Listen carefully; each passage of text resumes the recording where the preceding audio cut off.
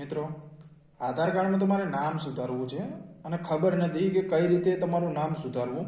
તો આ વિડીયો તમે પૂરો જોજો, જેથી તમને ખબર પડી જશે કે તમારા આધાર કાર્ડમાં કઈ રીતે તમારું નામ છે એ સુધારવું છે.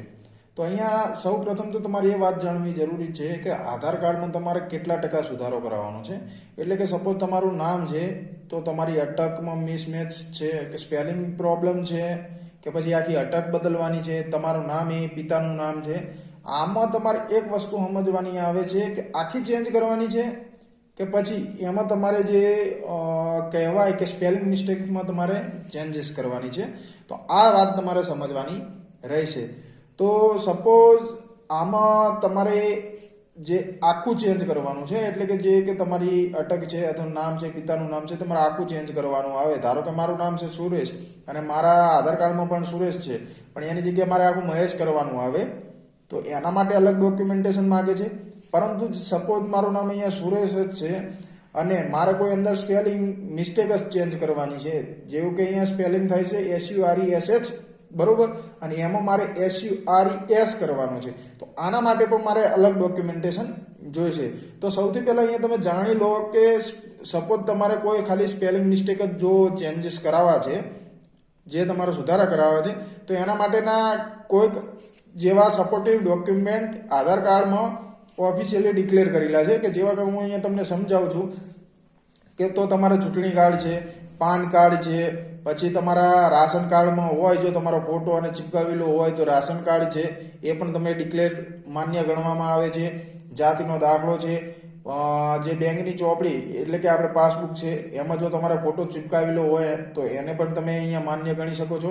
અને જે બીજા બી ઘણા 10-15 જેવા ડોક્યુમેન્ટેશન જે નામ સુધારણા માટે પણ ગણવામાં આવે છે, એના માટેની અહીંયા વોટ્સએપની લિંક જે ચેનલ છે એની લિંક હું અહીંયા ડિસ્ક્રિપ્શનમાં એડ કરી દઈશ, જેથી તમે ત્યાં ક્લિક કરીને વોટ્સએપ ચેનલ પર અહીંયાના જે સપોર્ટિવ ડોક્યુમેન્ટ છે ત્યાંથી તમે બીજા જે એડિટિવ જે ડોક્યુમેન્ટ છે એ તમે અહીંયાથી ચેક કરી શકશો, કે જેથી તમારા આધાર કાર્ડનું જે નામ છે એ તમે ચેન્જ કરાવી શકો. હવે આમાં જે મેં તમને જે ડોક્યુમેન્ટેશન જણાયા એ માત્ર તમારે સ્પેલિંગ મિસ્ટેક માટેના જ હતા.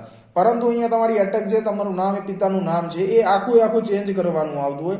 ધારો કે અહીંયા મારું નામ સુરેશ મહેશ થતું હોય તો એના માટે તમારા આટલા જ ડોક્યુમેન્ટ એ માન્ય ગણવામાં આવતા નથી. એના માટે તમારે ગેજેટ કરાવવું પડે છે. ગેજેટ તમે સેન્ટ્રલ બોર્ડમાંથી કરાવો કે સ્ટેટ બોર્ડમાંથી કરાવો, કોઈ વાંધો નથી, તમારે અહીંયા ગેજેટ માન્ય રહેશે. પરંતુ ગેજેટ સાથે એક જે આઈડેન્ટિટી સર્ટિફિકેટ માંગવામાં આવે છે, એટલે કે પાન કાર્ડ, ચૂંટણી કાર્ડ, એવું કોઈ અલગથી ડોક્યુમેન્ટ જે માંગવામાં આવે છે, જેથી ત્યાંથી તમારું મતલબ 100% તમારું સર્ટિફાઈડ થાય કે આ વ્યક્તિ જે ફોટો છે અને નામ છે, આ વ્યક્તિ આ નામથી ઓળખાતી હતી. પરંતુ આ ગેજેટ અને આ ડોક્યુમેન્ટ ત્યાં આપણે જે એનરોલમેન્ટ સેન્ટર પર આપવાનું રહેશે. એના બાદ તમારું જે આધાર કાર્ડમાં નામ છે, જે 100% જેવો તમારો અલગ નામ થતું હતું એ તમારો સુધરી જશે.